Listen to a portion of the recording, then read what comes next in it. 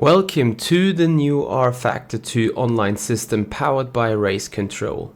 rFactor 2's competition system received a complete redesign and appears in completely new shape to us. This evolution of the competition system is designed to give you guys greater access to race against others online, bring skill-based matchmaking, and to find you better races to ensure that drivers are incentivized to play fair against each other while competing. As you know, rFactor 2 is our home. I encourage you guys now to hit the like button on the video, subscribe to our channel and ring the bell if you haven't done already to not miss out on further news about the new rFactor 2 online environment and its competition system in the future.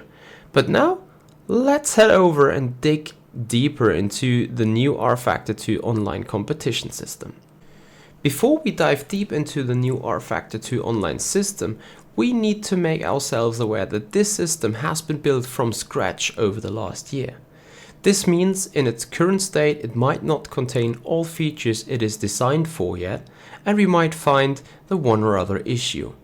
In order to leave feedback, rFactor 2 has created an rFactor 2 online section on their official Discord server and greatly appreciates our help, the help of the community, to further develop the system. So, let's get things started by having a look at the official trailer, which is bringing us the key facts of the new rFactor 2 online system across.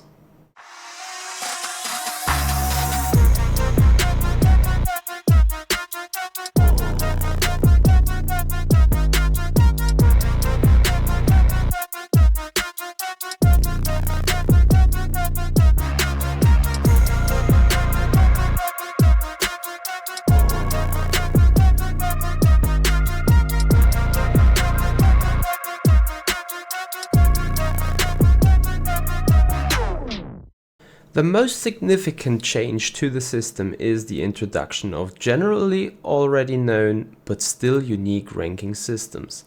The rFactor 2 online platform consists of two ratings, the safety rank and the driver rank. The safety rank, or SR, represents your on-track etiquette. Start at bronze and climb up to platinum by demonstrating responsible racing behavior during the competitions. Driving clean laps in practice, qualifying and the race, avoiding contact with other drivers or walls, avoiding track limits and staying free of penalties will positively contribute to your safety rank.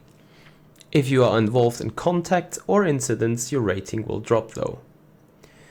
The driver rank, or DR, is being calculated based on your racing performance.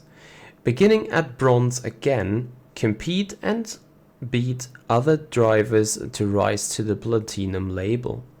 Your driver rank determines which split you are in if there are more drivers registered that can be accommodated in one race. Note, your driving rank cannot exceed your safety rank, so make sure you drive safely in the first place before thinking about your finishing position.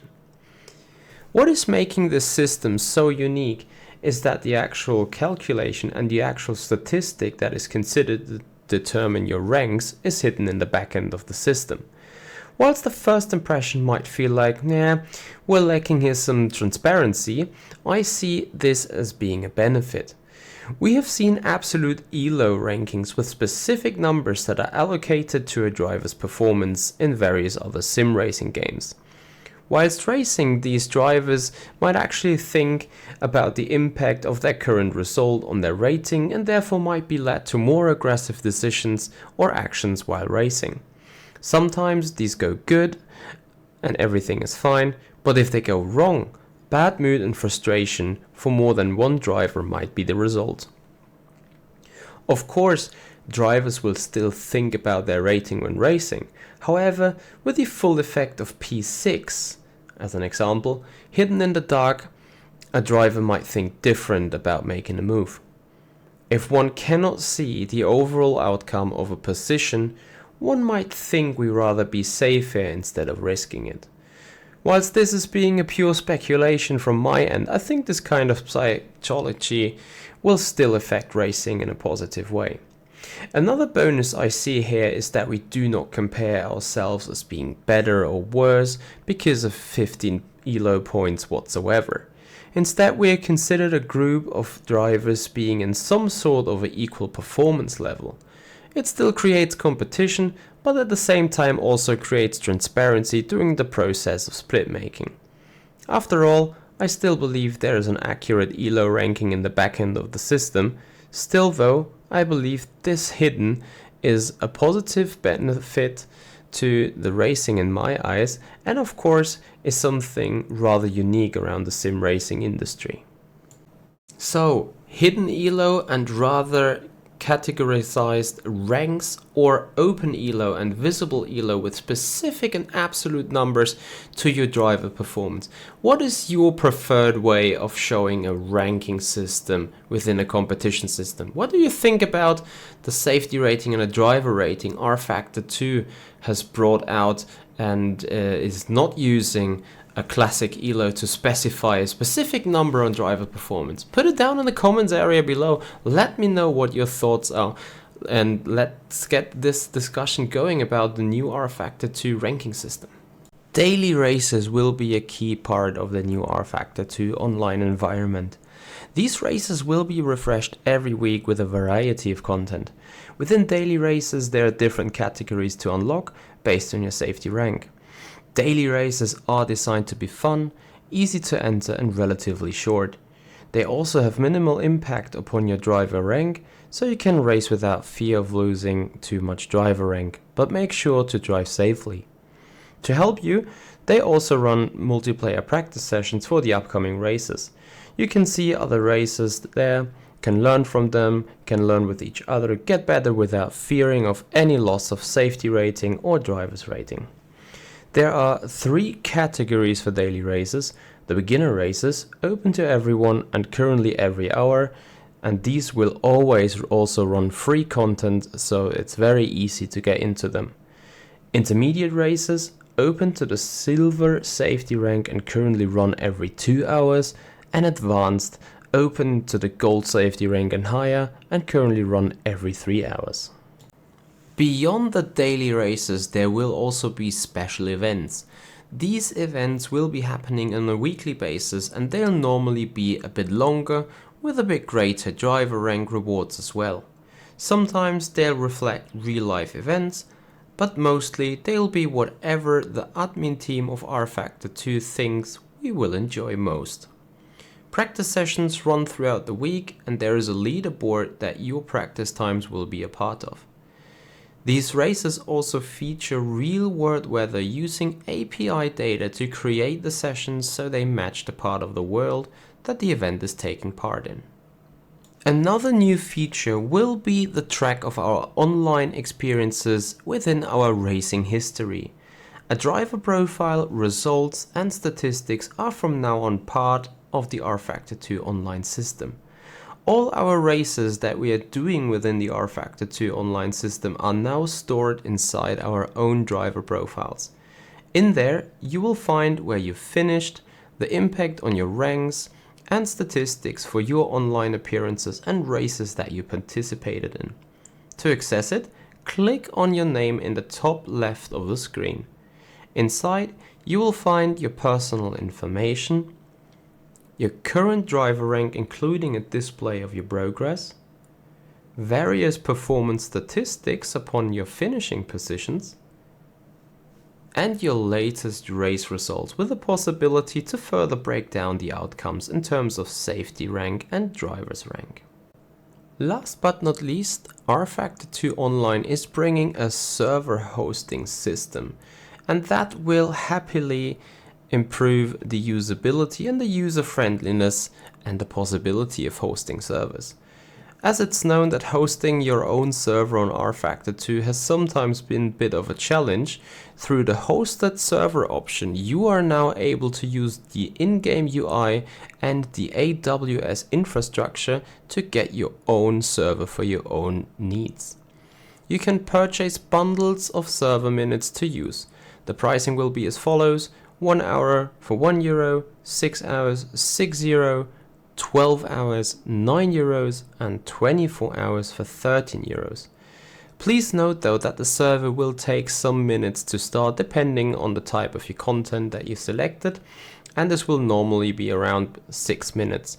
However, it could also be 10 or 12 minutes for bigger circuits like the Nürburgring or Le Mans. Note that in the server hosting option you can easily select the cars and tracks, but only first party only. Community servers will still work as usual, but are now found in the online section, server section, community servers. With the new rFactor 2 online system powered by Race Control, the overall appearance of rFactor 2 will change a bit.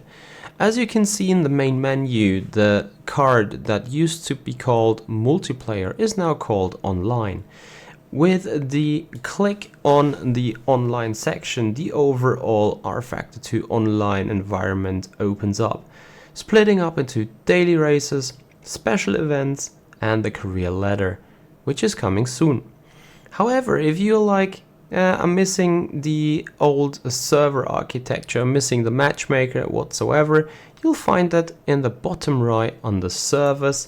First of all, the official servers will pop up, where rFactor 2 is hosting official practice servers and so on, but you will be probably looking forward to the community servers. So you need to click on that tab, and then you'll find the usual matchmaker with the current hosted servers available. Being in the main rFactor 2 online section, your screen starts with the daily races on the top left. If you click on it, you get access to the daily races as mentioned before, beginner, intermediate and advanced depending on your safety rank. And here you go and log in into the races. So you click on the specific events and then you get to the overview tab, which is once again showing you the track and the car that's going to be racing on, the number of participants currently being registered for the race. So you can scroll through them and see who are your opponents if you go for racing, and the event settings, where you see at which number of drivers the races are splitting, what is the start type, is it a fixed or an open setup, what is the qualifying type, and so on. Looking back at the overview, you will get an idea of what is the practice, the qualifying and the race looking like in terms of time of day, weather and so on. Additionally, as we can see right here, there is also a leaderboard which is linked to the practice servers, the official practice servers hosted in the rFactor 2 online section. So when you do your running, when you do your laps, your personal best lap time will be displayed down here and will be matched up against the current leader of the fastest official laps. You can have a closer look at the overall leaderboard and see your position. As in this case, we have been set in P40, and you can see who's ahead of you, with what kind of time, what are the gaps, and most importantly, maybe for you, what is the specific ranking of the drivers. To register for the race, you simply need to click the register button, and then on the top right, a little stopwatch appears with a reminder that you are registered for a race. If you decide elsewise, you can click unregister again and everything's fine. The registration period for the daily races is happening 30 minutes before the event. The registration period before the special events, if there are any, they happen to be roughly 2 hours before the race. Looking at the special events, here is a list of races that are currently running on a weekly basis. These might be races that are linked to a real-life racing event, as we've already heard in earlier parts of this video, or might be races that rFactor 2 just decided to throw at us to give us some reason to race. With a click on the event, just like with the daily races, you can see what is the race looking like. In this case, we have a 13-minute race. All the other buttons are doing exactly the same thing as in the daily races as well. Additionally, to the overall overview, you can also find the next beginner event or the next special event at the bottom end of the main page.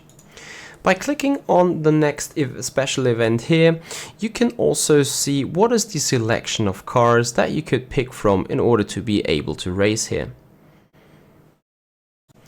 Last but not least, we should have a look at our player profile, which is tracking the full racing history of us here. As already mentioned, beside the driver information and the rank information, we will find additional statistics about our racing performances. With a click of View All Statistics, we get a full picture of our own statistics, whether that is wins, podiums, top fives, daily races, even split up into beginner, intermediate, advanced or special events. Interestingly, we have 0 right here because we've just done a couple of, 2 races in the beginner section. This gives you a perfect overview of your personal statistics. Coming back to the main profile, you will also see a full race history of races that you've participated in within the rFactor 2 online section. If you click on a specific race, you will see the full race detail, the full race result that has happened on that particular day. With a click onto the 3 dots, you would be able to report a driver for bad driving, for unsportsmanlike behavior, but here in this case, of course, we don't want to do that. On the right hand side, you also find a summary of the event settings that led to, in this case, your victory. The result file is being split up into race, qualifying and practice. As you can see, all 3 sessions, practice, qualifying and the race, will have an impact on my driver rank and my safety rank. To further get more of an idea what has actually led to this driver rank and the safety rank, I will click to the View Result Breakdown. This will open the results page, showing my final position, my gap to the lead, my best lap, the laps I have finished, the gap to the car behind, and on the right hand side, the driver rank impact and the safety rank impact. So, in order to understand what the system is calculating for me, it tells me it expected me to qualify in 12th, but my actual qualifying position was 1.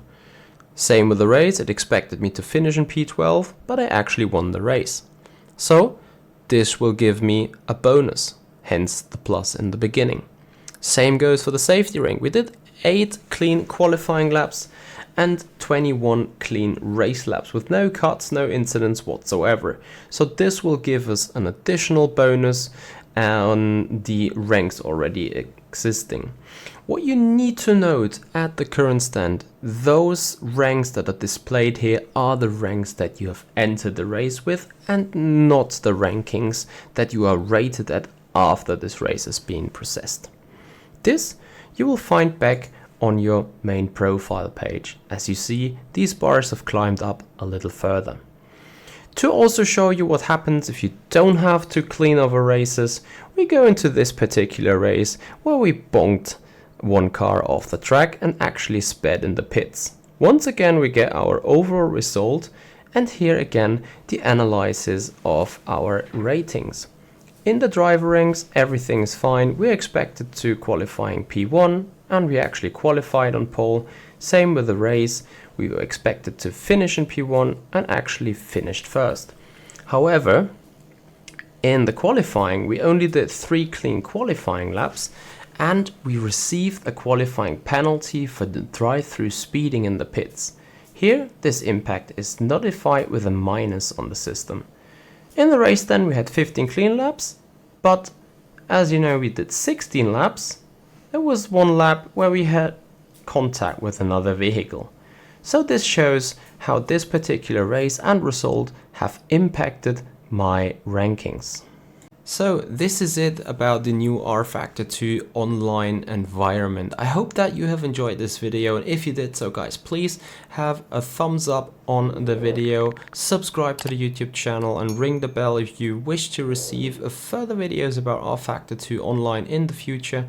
Thank you so much for watching, and let me know, what do you think of rFactor 2 online? What do you think is the new opportunity here for online racing on the rFactor 2 platform? Let me know in the comments area below and we will get the discussion going. Have a good time everyone, see you next time, goodbye.